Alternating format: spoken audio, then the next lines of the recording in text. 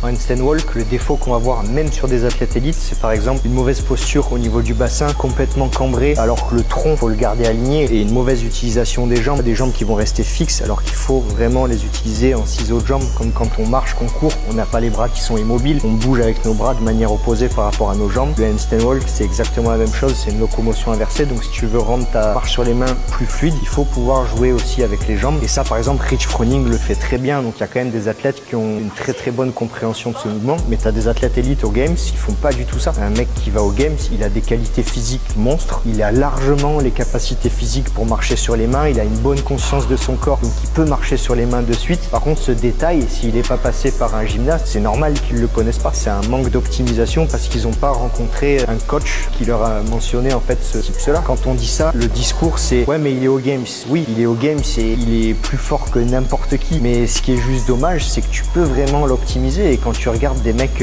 qui bougent super bien comme Rich Froning, comme Matt Fraser, tout ça, ils le maîtrisent. Moi, ce qui me titille un petit peu, c'est juste qu'il y a des mecs d'un point de vue extérieur, je me dis qu'il y a des choses qui sont optimisables.